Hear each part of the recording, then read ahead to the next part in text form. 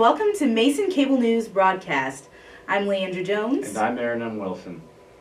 Well, Aaron, how was your spring break? It was good. I went to Delaware and hung out with my aunt and uncle for a while. I got a lot of work done for my history midterm because that's coming up actually. Well, Delaware is a bit of a trip. I didn't go anywhere for spring break. I was Didn't? stuck here on campus, Oh, I'm bored. And yet, it was good because it was relaxing. It was a step away from my busy Yeah, life. see, there was nobody on campus though, or there were very few people on campus that I know of. Yeah, kind of creepy. Feels weird walking around alone. But, Yeah, I understand. Yeah. Well, if anything, we had security, but I'm not too worried about that. Okay. So, GMU students are coming out of spring break with some pretty aggressive campaigning. Yes, the campaign season for the 2015 to 2016 school year in student government started on Monday, March 16th. There are 4 president and vice presidential candidates running and 42 candidates for Senate. Student government will hold a debate between the different presidential candidates on Thursday, March 26th at 7:30 p.m. in the JC Atrium. 4 days later, on March 30th, the polls will open for voting, and they'll close on April 3rd, so get your vote in. Your president and vice president pairs are as follows: Khushbu Bhatia and Ali Zadi, Chandler Jenkins and Obum Igolum, Pete Klein and Jordan Wilson, and Laura Freeman and Taylor Sprague. We wish you all the best of luck. Now, in other governmental news, this past weekend, folks were led to believe that legislature was making some very peculiar laws. Apparently, the Republicans in the House of Representatives had quite a few things to say about first daughters Sasha and Malia Obama regarding their way of dressing during the Selma rally on March 7th, this past Saturday. Now, Republicans in the House of Representatives have been actively working to get the bill titled the Respectable First Family Act passed. Now, this bill would force a strict code on all presidential and vice presidential children under the age of 18. Now, the bill appears to enforce stricter regulations against females in particular, such as, quote, no dress or skirt shall expose any portion of the leg or waist more than 1 inch above the ankle, end quote. The bill also claims, quote, shirt or blouse sleeves must be present and may not be shorter than 1 inch from the wrist, while no other part of the torso below the neck be exposed, end quote. Females are also prohibited to wear makeup in any form, along with jewelry, unless it's been approved by Congress. Males, however, were only addressed to look presentable while holding professionalism. There were no strict boundaries placed against men whatsoever. Now, even as the Republicans present their argument to, quote, send the right message to American youth, unquote, Democrats are fiercely opposed to this bill.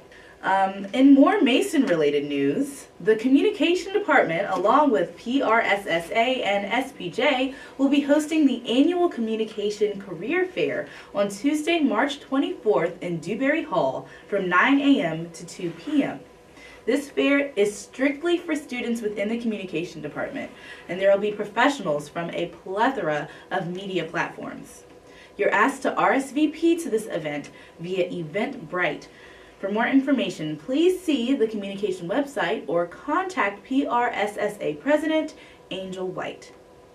Now, Gentlemen and Innovate will be hosting a male leadership summit in the Paul Robeson Room this Saturday at 11 p.m. in the JC, rooms D, E, F, and G. Now, not only will they be holding the summit on Saturday, but on Sunday morning they will lead the Mason Man March at 11 a.m., starting in the Bistro. Now, they're asking all men at Mason to come out and be a part of this event. And they're also asking the men to come out in business attire. Interesting, right? Very interesting. I want to go just so that I can see all the men marching in the casual business and all that stuff. Now, we'll be right back. We're going to take a quick commercial break, and we will bring you to our sports update with Brenton Randolph.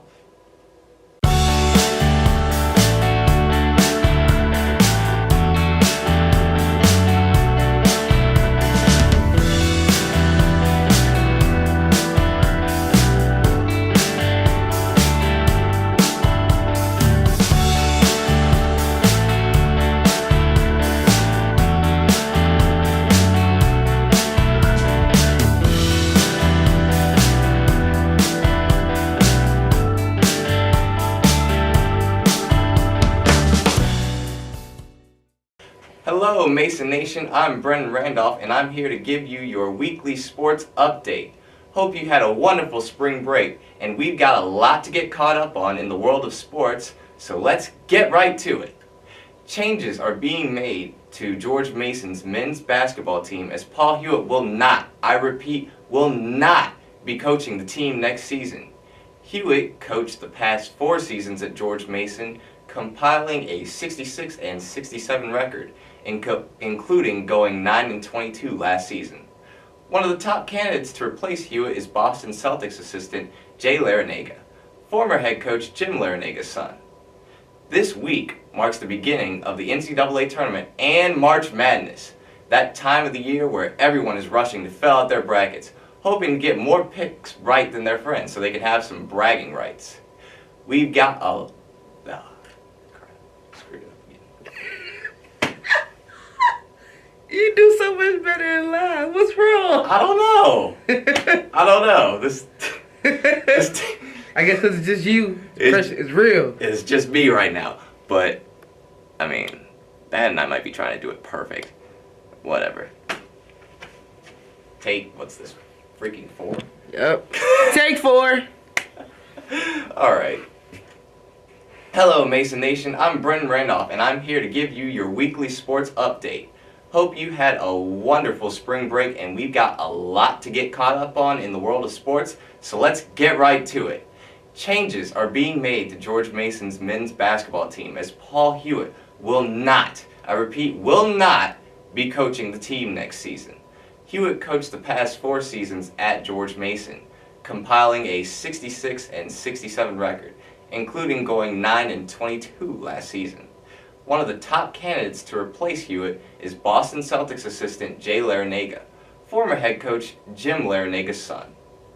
This week marks the beginning of the NCAA tournament and March Madness, that time of year where everyone is rushing to fill out their brackets, hoping to get more picks right than their friends so that they can have some bragging rights. We've all got some weird method of picking who's going to come out on top. It could be the team's colors, mascots, or actually scouting and analyzing the teams. I mean, you might as well just flip a coin or do eeny, meeny, miny, mo, because at the end of the day, nobody knows who's going to win. Also, just in case there's someone out there who thinks they can fill out that perfect bracket, your odds are about 1 in 9 quintillion. So good luck with that. Last week, George Mason's women's lacrosse team defeated Wagner 11-10 and Furman 18-8. This brings their overall record to 4-2 on the season. Alexa McGovern was named A10 Conference Offensive Player of the Week after she scored not 1, not 2, not 3, but 5 goals against Wagner, including the game winner with only 31 seconds left. Taylor Carpentier also earned A10 Rookie of the Week award, registering 20 saves on the week. Great job, you two, and keep it up. George Mason took 2 out of 3 games against the Manhattan Jaspers in men's baseball this past weekend, bringing their record to 6-9 for the year. Brandon Gum and Luke Willis led the team with a .365 batting average, while Kent Blackstone leads the team in home runs this year with 3 so far. Their next series will be at Richmond against the Spiders this weekend. Thinking of studying abroad? Consider spending a semester at Mason's new campus in Korea. Enjoy a unique experience where you will be taught by main campus faculty and will learn about one of the most important regions in the world. Students pay the same tuition as they do on main campus, and housing costs significantly less. Join the Office of Global Strategy each Tuesday from 12 to 1 p.m. in the Johnson Center Gold Room for an information session, or visit masonglobal.gmu.edu to learn more. Hey Mason Nation, and welcome to your very first segment of On the Couch with Gina Jerome, here to keep you informed about all things entertaining in the DMV area as well as George Mason University itself. Well, on Thursday, March 19th, the George Mason University Fairfax campus will welcome famous a cappella group Pentatonics to the George Mason Patriot Center at 8 p.m. Pentatonic consists of lead vocalist Scott Hoying, Kirsty Maldonado, and Mitch Grassi, vocal bass Avi Kaplan, and beatboxer Kevin K.O. Colusala. Having recently eclipsed 6.8 million subscribers and over 685 million cumulative views, The PTX official YouTube page is currently the 14th most subscribed music channel, having surpassed the subscriber totals of both Adele and our girl Beyonce. If you are a little upset that you did not buy a ticket, no worries, because there are just a few seats left and you could just jump right on that opportunity. So come on, Mason. Do you really want to miss out on the chance to see Pentatonics at the Patriot Center? Well, for more ticket sales and for information about that, you can visit patriotcenter.monumentalnetwork.com. If you're feeling in the mood for a little culture these days, and this weekend preferably, the Virginia Opera will bring La Traviata to the Center for the Arts Concert Hall stage on Saturday at 8 p.m. and a matinee performance on Sunday at 2 p.m. One of the most dearly loved operas, sung in Italian with English super titles, Verdi's heart-wrenching tale of the desirable and fragile courtesan is a heart-wrenching classic. So basically, Violetta is the most desirable courtesan in Paris, where she enjoys this lovely, luxurious lifestyle filled with glamorous soirees and wealthy gentlemen. And basically, she just gives it all up for this guy named Alfredo, whom she's just deeply in love with. But when Alfredo's father claims her reputation is just ruining the family, she selflessly just attempts to end the entire relationship. So, will true love win out in the end, or does failing health seal her fate? Well, you gotta come to the Patriot Center, you gotta go to the Center for the Arts, on Saturday at 8 p.m. and Sunday at 2 p.m. to find out. And as of right now, tickets are $86, $72, $44, but Mason students do have one free ticket with a valid Mason ID. So if you're interested, buy your ticket now because they are definitely selling out fast. And are you excited, Mason Nation? Because on Friday, March 27th and Saturday, March 28th, the George Mason University School of Dance will have their annual dance gala. It is a showcase of extraordinary dancers at the very beginning of their professional careers. So from here on out, there was no place to go but up. Being that it is very technically demanding and intensely driven, this work showcases the strength and poise of dancers in the Mason community. Tickets are $25 for adults, and tickets are $15 for students, Mason staff, and senior citizens. And if you can't make these performances, but you really want to go, there are also performances at the Hilton Center, which is located on the Prince William campus in Manassas on March 29th at 4 p.m. And many Mason Dance Company alumni have gone on to be successful dancers in many careers in prestigious companies such as the Mark Morris Dance Company, the David Parsons Company, Pascal Riult, Elisa Monte, and the Le Monde Dance. Don't miss this talented company of dancers just bursting to the seams on the national dance scene. So, that's all I have for you. Oh, just kidding.